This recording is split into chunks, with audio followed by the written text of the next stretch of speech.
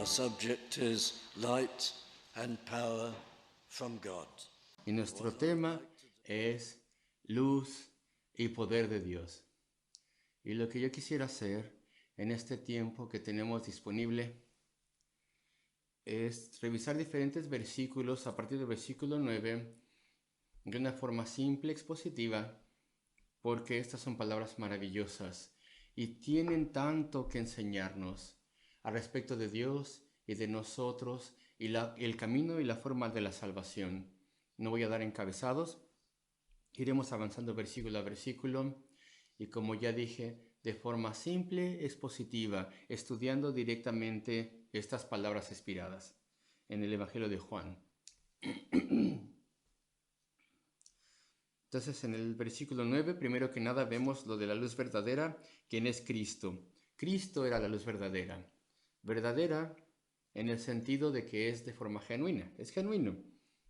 No hay ningún fraude allí, no hay ninguna ilusión, engaño, no hay ningún error, sino que es verdadera en este sentido, algo genuino y también completamente sin error. La luz verdadera, y voy a mencionar esto en un momento, pero el término aquí, luz, el término luz en inglés está con mayúsculas porque hace referencia al Señor de Gloria, la segunda persona de la Trinidad, quien se hizo hombre, quien se hizo humano, quien tuvo un cuerpo humano para nuestra redención, Jesucristo el Señor. Y aquí lo tenemos, quien era la luz verdadera, la luz. El Logos, la palabra, el miembro de la Trinidad, el del Dios Trino, a través de quien todo fue creado. Él vino a la raza humana, la luz de Dios. La luz aquí, la explicación, la verdad al respecto del mundo y por qué este mundo continúa. ¿Por qué avanza este mundo y lo deja aquí el Dios Todopoderoso? A pesar de los pecados, los problemas, el sufrimiento, la rebelión, la raza humana caída ha rechazado a Dios y entonces ahora está sujeta al juicio y maldición de Dios. ¿Por qué continúa este mundo? Porque Dios lo sostiene año tras año, década tras década, a través de los siglos. ¿Cuál es la explicación? Cristo es la explicación. Es por Él, es debido a Él, porque Él ha venido y Él ha venido para poder abrir el camino a la salvación para muchísimas personas. Y a medida que pasan los siglos, Dios está reuniendo a su pueblo, les está salvando y les está trayendo a Cristo. Y entonces hay una cantidad de personas inmensa que compartirán la eternidad con Cristo y todavía no se completa este número. Y cuando este número de personas se complete, de acuerdo a la enseñanza de la Escritura, Él volverá y será entonces el final de este mundo caído y vendrá el gran día del juicio. Y después la eternidad gloriosa comenzará. Y Él es la razón por la cual continúa el tiempo. Y Dios es paciente con el mundo en este tiempo presente porque está mostrando su misericordia y está reuniendo un pueblo de toda nación y lengua. Y Cristo murió y sufrió en la tierra por los pecados de su pueblo. Así que Él es la luz, Él es la explicación del por qué las cosas, por qué este mundo continúa. Él es el propósito, Él es la luz. Y así como el sol se levanta y es el amanecer y es la esperanza de un nuevo día y las tinieblas se disipan y todo cobra vida y las plantas y las flores se abren y viene otro día. Así Cristo, cuando Él vuelva, traerá salvación a muchas almas. Él vino a este mundo. Él sufrió y murió en la cruz de Calvario para poder comprar la salvación para nosotros. Lo voy a explicar en un momento. La iglesia de Jesucristo proclama el Evangelio y almas vienen al reino. Él es la luz verdadera. aquella luz verdadera que alumbra a todo hombre venía a este mundo. ¿Y qué es esto? ¿Qué significa esto? ¿Cristo alumbra o nos ilumina? ¿En qué sentido? ¿Cómo? ¿A todo hombre, a toda mujer que viene al mundo?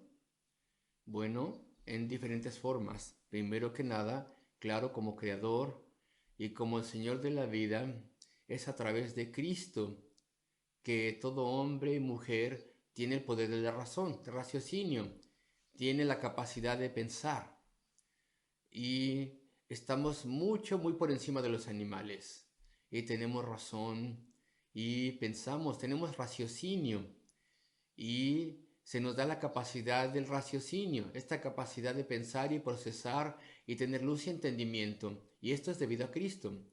Así que Él alumbra o ilumina a todo hombre que viene al mundo. En ese sentido, eso es lo que se dice aquí. Y nos da instintos también. Un instinto de que Dios está allí, incluso si te haces ateo, incluso si tú crees la cantidad de cosas que los ateos dicen y crees las nociones descabelladas de que todo puede ser explicado simplemente con términos materiales, aún así tienes el instinto de que Dios está allí, a pesar de que no quieras creer en Él, y tienes un temor de Dios, y no te puedes escapar de eso. Y ese instinto se te dio a través de la creación por Cristo, a través de quien todas las cosas fueron hechas. Y tu conciencia, tu conocimiento del bien y el mal, tus altos estándares que ni siquiera los puedes cumplir tú, a pesar de que tú los quieras aplicar a otras personas, porque él hizo esto, porque ella hizo aquello, esto no es justo ni aquello. Así decimos, esta persona o esta institución no tendría que haberse comportado así. Los estándares están ahí, te das cuenta de los estándares de la conciencia y sabemos que nosotros fallamos ante Dios y también que somos pecadores ante sus ojos y necesitamos su perdón, a pesar de que rehusemos pensar al respecto de esto en esta forma. Y se nos da cierta cantidad de luz, de instinto, de conciencia, instintos de la eternidad. ¿Quién no tiene un instinto de la eternidad? Sin importar cómo la sociedad atea nos quiera programar, aún así el temor de la muerte permanece debido a lo que pasa después, el instinto de la eternidad. Y como ya decía la semana anterior, alguna persona célebre muere y se hacen enunciados necios y hay funerales y las personas que tendrían que saber, que ser más sabios, dicen, ah, está allá arriba mirándonos desde allí. Y sin embargo está el instinto ahí. Vemos que está el instinto de la eternidad y la vida eterna. Y eso está ahí en cada ser humano. Así que Dios nos prepara para escuchar su palabra. No tenemos ninguna excusa. Dios nos ha dado todos los instintos para abrazar esta enseñanza, reconociendo que esto es verdad. Esto es verdad lo que se me está diciendo. Estas cosas son correctas. Tenemos el poder del raciocinio. Tenemos una conciencia moral, el instinto de la eternidad y de Dios. Y después en la bondad de Dios podemos escuchar su palabra. Y si rechazamos estas cosas, amigos, entonces no tendremos excusa. Él era la luz verdadera que alumbra a todo hombre venía a este mundo. Y también esto significa que solamente hay una verdadera luz. Un Salvador para todos los hombres. No uno para judíos y uno para gentiles. Uno para esta nación y otro para esa otra, sino que es solamente uno. Él, la luz verdadera, el único Salvador. Él vino a salvar hombres y mujeres y alumbrarles, iluminarles. Hay que leer este pasaje también en este sentido. Versículo 10, hablando al respecto de Cristo. En el mundo estaba, y el mundo por él fue hecho. Él estaba en el mundo. Sorprendente. Enunciado sorprendente. Cristo, a través de quien fue creado el mundo. Y tú sabes, hay tres miembros de la deidad: el Padre, el Hijo y el Espíritu Santo. A pesar de que a uno le podemos decir el Hijo, eso no significa que él sea inferior. La enseñanza de la Escritura es que los tres son igualmente Dios, igualmente el Todopoderoso, todo lo sabe, es sabio por completo, completamente santo, y comparten una esencia divina estas tres personas. Hay un solo Dios y de forma misteriosa, maravillosa, son tres personalidades diferentes. Y la segunda persona de la deidad, él estaba en el mundo. Maravilloso. Los antiguos predicadores solían decir, qué honor tan sorprendente. No hay un honor más grande que haya sido dado en este mundo que aquel que creó el mundo viniese a este mundo y se hiciera humano y tuviera una personalidad humana. Sorprendente honor es este. Él estaba en el mundo, Dios encarnado, el Hijo de Dios. Vino para redimir, para ser el Salvador. Él tenía que venir.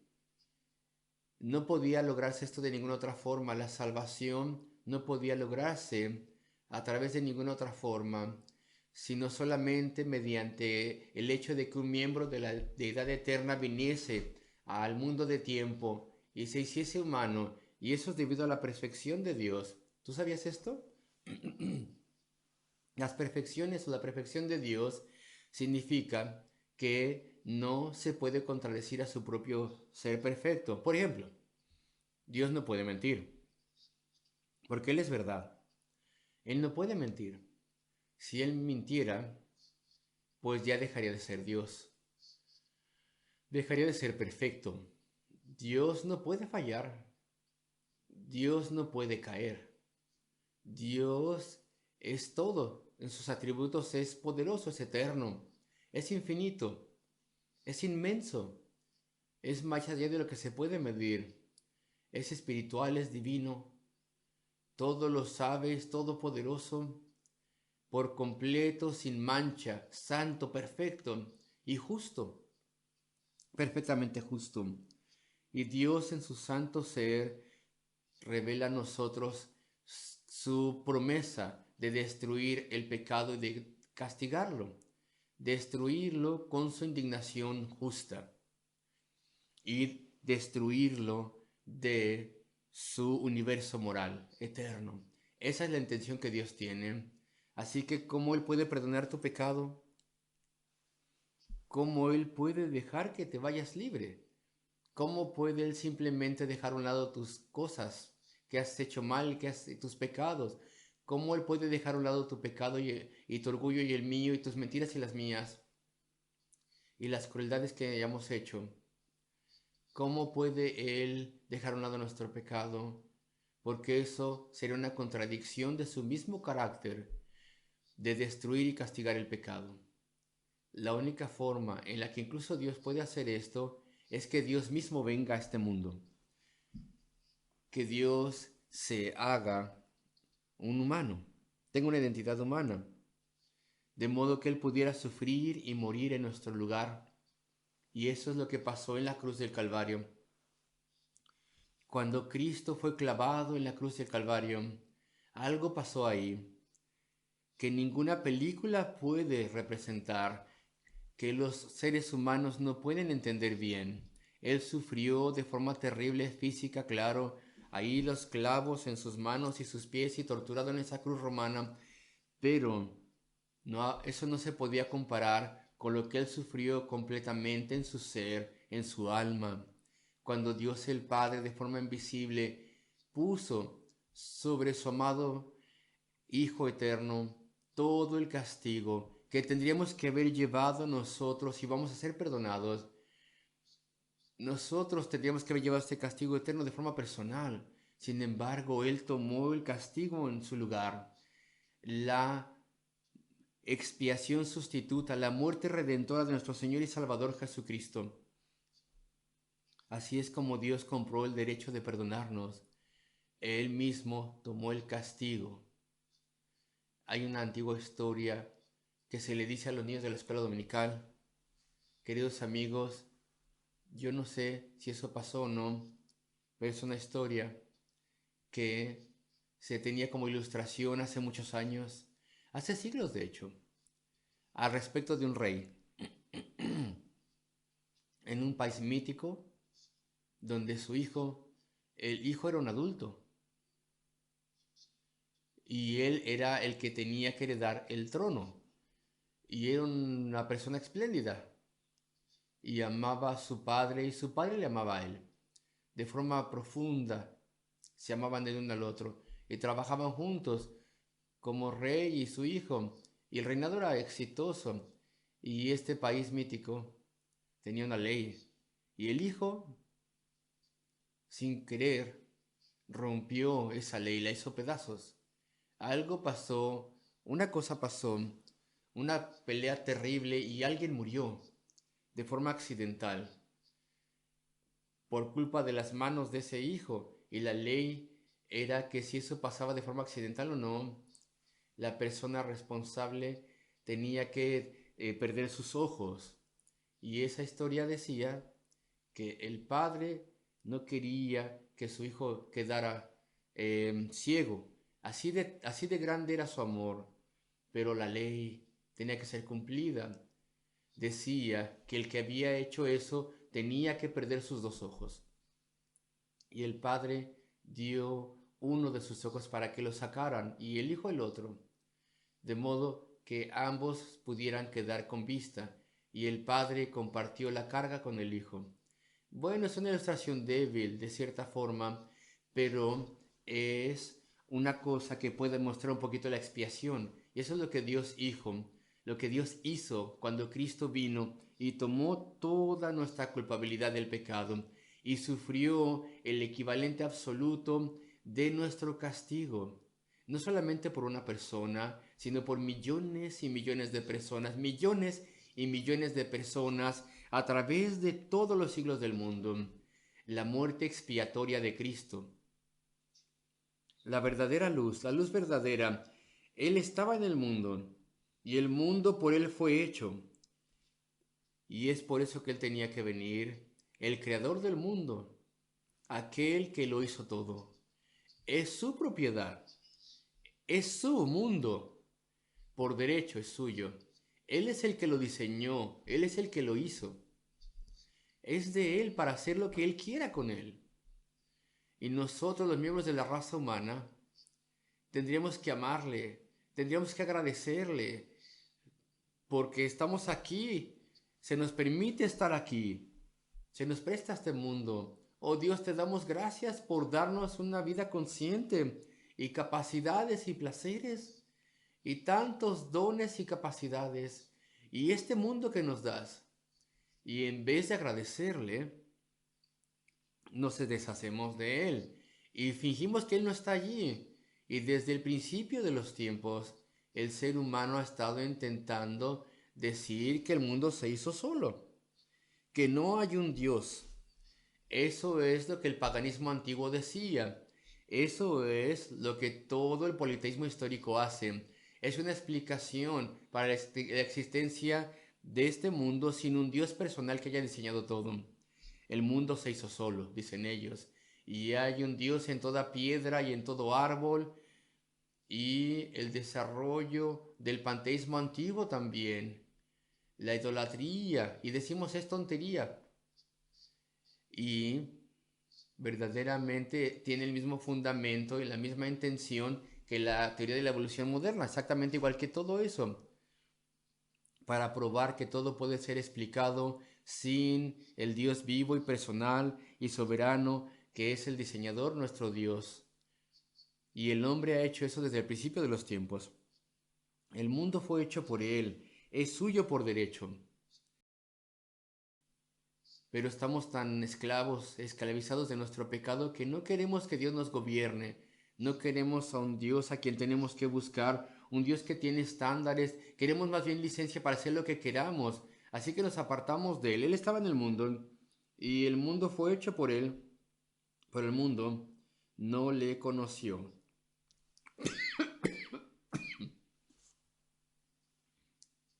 En un vocabulario moderno podríamos decir que el mundo le ha despreciado. Una traducción literal del griego. El mundo no le reconoció. no quería tenerle, reconocerle, le rechazó, cerró su mente a Dios. ¿Sabes tú?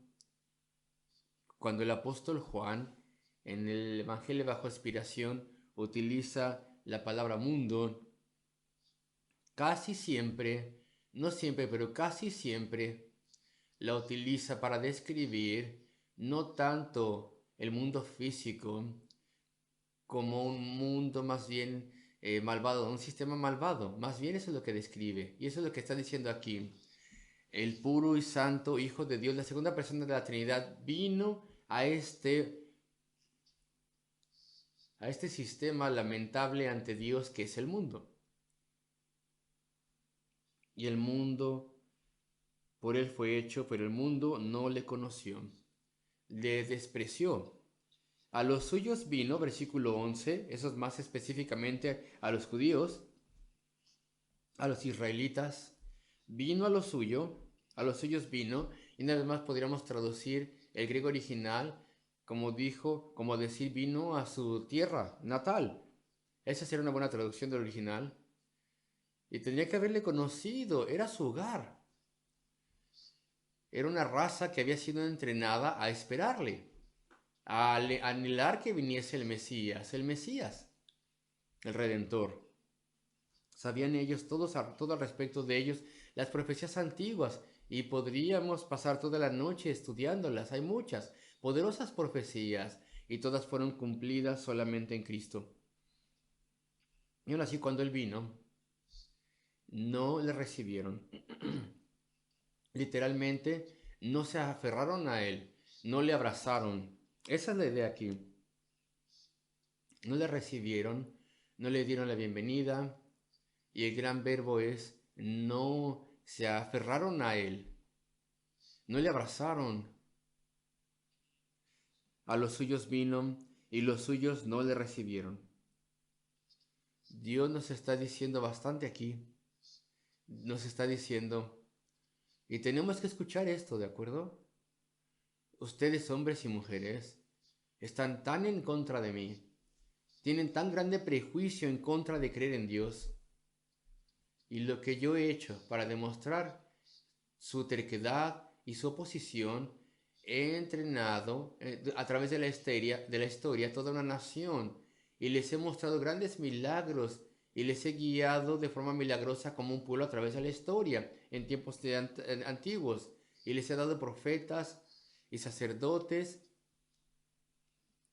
y les he dado tanto y aún así me rechazaron.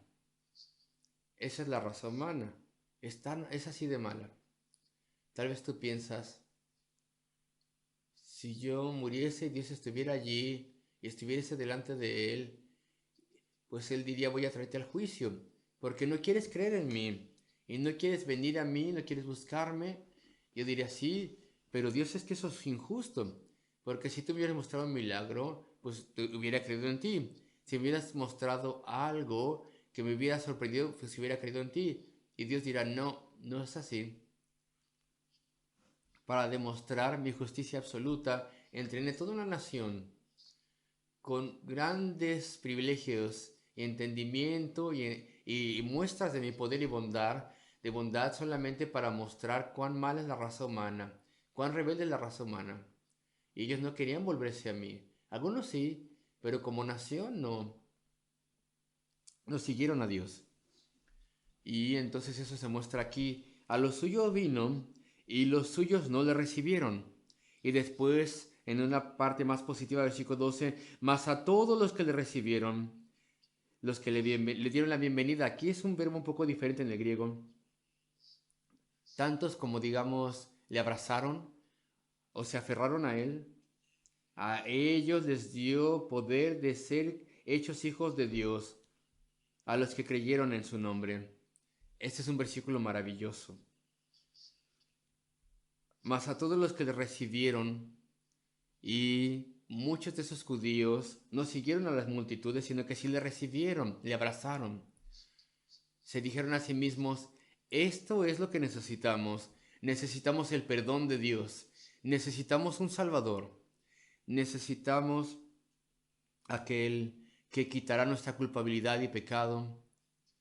Y los gentiles también, personas de todas partes del mundo, de toda tierra y nación, a todos los que le recibieron, y de hecho son muchísimos, pero son probablemente una minoría de toda comunidad. A ellos les dio potestad, y hay muchas conversaciones respecto de esta palabra que dice potestad, a ellos, a los que abrazaron a Dios, a Cristo, como su Señor y su Dios y Salvador. A ellos les dio potestad. Y bueno, una traducción alternativa dirá el derecho, autoridad, privilegio, algo así, dice una traducción alternativa. A ellos les dio potestad, autoridad. Y eso es lo que dice aquí. El derecho, la autoridad de ser hechos hijos de Dios. Y aquí tenemos potestad. En inglés dice poder, pues era la traducción de Tyndale que decía poder. A ellos les dio el poder. Y les voy a decir por qué Tyndale en inglés utilizó esa palabra. Porque derecho o autoridad significa lo siguiente. Aquellos que creen en Cristo les da la garantía de que ellos serán hijos de Dios. Y está en la Escritura. ¿Tú crees en Cristo? Vino a ser mi redentor. Él sufrió y murió en la cruz de Calvario por un pecador como yo. Y yo me arrepentiré de mi pecado, creeré en Él. Clamaré a Él pidiendo misericordia y salvación. ¿Y qué es lo que ves en la Escritura? El que viene a mí no rechazaré jamás. Ah, pues esa es tu garantía. Esa es la tarjeta que te dará la entrada al palacio. Es tu derecho, tu autoridad, tu garantía. Aquellos que creen en Él les da esta garantía. No serás rechazado. Te recibiré, dice el Señor, te abrazaré, te cambiaré en tu vida, te haré mi hijo, te pondré camino al cielo, seré tu Dios y tu guardián, tu protector, tu amigo, a través del camino de la vida, vivirás por mí y nunca caerás, te guardaré siempre y te protegeré todo el camino. Mas a todos los que le recibieron, el Espíritu Santo ha abierto sus ojos, han visto su necesidad de un Salvador. Todo su prejuicio y hostilidad ha sido quitada del medio. Entonces dice, a todos los que creen en su nombre les dio potestad de ser hechos hijos de Dios, les dio la garantía, la autoridad. Y la traducción de Tyndale lo dijo correctamente, el poder de ser hechos hijos de Dios. Un hijo de Dios, ¿cómo? ¿Cómo? Versículo 13, los cuales no son engendrados. El nuevo nacimiento, un cambio profundo, un cambio tan grande que Dios te da una vida espiritual consciente. Él te da nuevas capacidades de modo que puedas ver cosas espirituales, la verdad de la palabra de Dios. Te da un nuevo entendimiento, nuevos gustos y deseos, un nuevo futuro. Estás ahora camino al cielo. Él te cambia por completo, te da una nueva relación con el pecado. Antes era tu amigo, pues ahora es tu enemigo. Y vas a luchar contra el pecado el resto de tu vida. Nueva esperanza, una nueva forma de ver las cosas. Ahora es un nuevo hombre, una nueva mujer. Dice que no son engendrados de sangre, porque vuelven a ser la persona. La persona es tan diferente, tal vez se tiene la misma personalidad y también las mismas características físicas, evidentemente, pero dentro de ti, de forma espiritual, ahora eres completamente diferente. Y ahora eres un hombre o una mujer de oración. Y ahora tienes paz y felicidad dentro de ti que nunca tuviste antes. ¿Y cómo es que pasó esto? Bueno, pues es un milagro de gracia. Es algo que Dios ha hecho. Lo que dice, los que no son engendrados de sangre, no obtuviste esto de tus padres, de tu padre o madre. No heredaste tu estatus cristiano como un hijo de Dios. De hecho, como decían los predicadores antiguos, la sangre no corre en la gracia no corre en la sangre, más bien la corrupción corre en la sangre. Eso es lo que heredamos, la corrupción. La gracia Dios la imparte. Es un don libre, el don libre de la nueva vida, donde dice entonces aquí los cuales no son engendrados de sangre, ni de voluntad de carne, la carne. Cuando el apóstol Juan dice carne, lo que quiere decir es la naturaleza humana caída, no de la voluntad de la naturaleza humana caída. Y yo me acuerdo de una joven mujer hace unos 30 años. Quiero pensar en un ejemplo que pueda tomarlo de cosas que nadie recuerda. Y me acuerdo de una joven mujer que parecía estar buscando a Cristo, pero no podía encontrarlo y se estaba frustrando. Era una mujer muy inteligente, muy bonita y inteligente, y había tenido éxito en la vida en todo lo que ella quería. Y ahora deseó y había decidido ser cristiana, quería ir al cielo, quería ser diferente en ciertas formas. Y entonces comenzó a buscar al Señor y a orar, buscando la gracia de Dios y la salvación. Y estaba frustrada porque no había respuesta, no había cambio en su vida.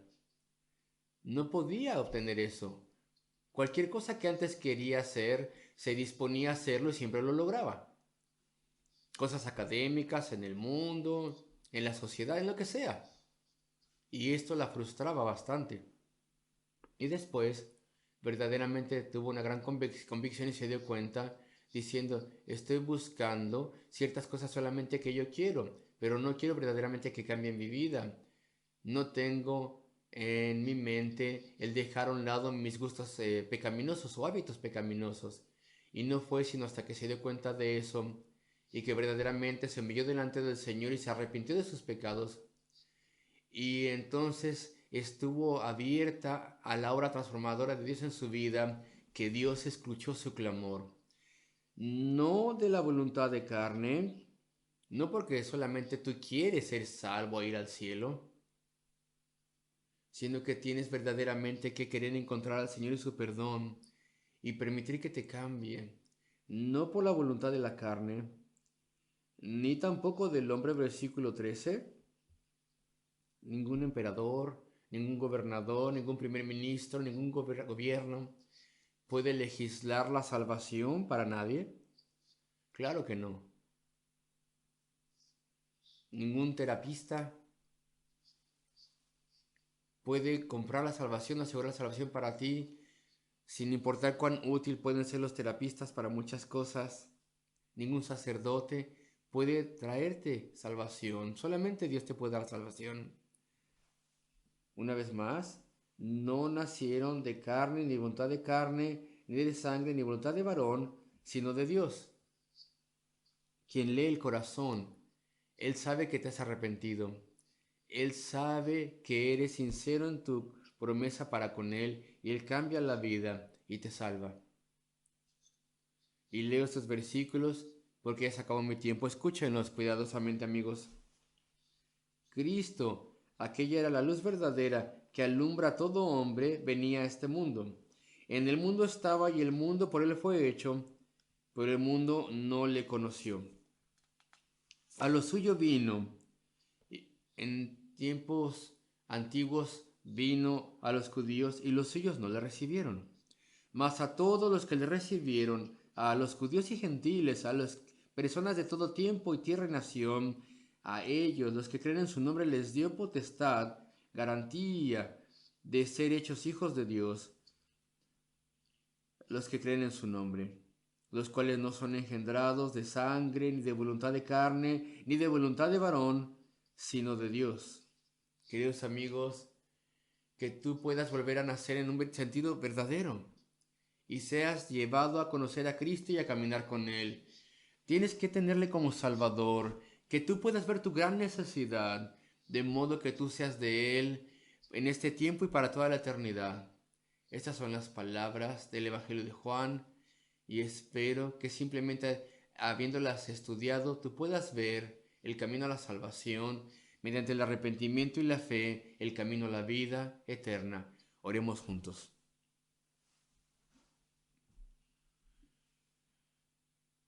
Oh nuestro Dios Padre Celestial de gracia, ayúdanos a todos, Señor.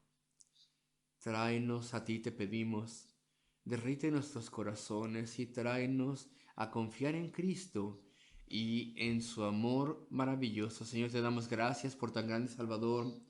Bendice almas en este lugar, incluso esta noche te pedimos. Y te pedimos esto en el nombre del Señor Jesucristo y por amor a Él. Amén.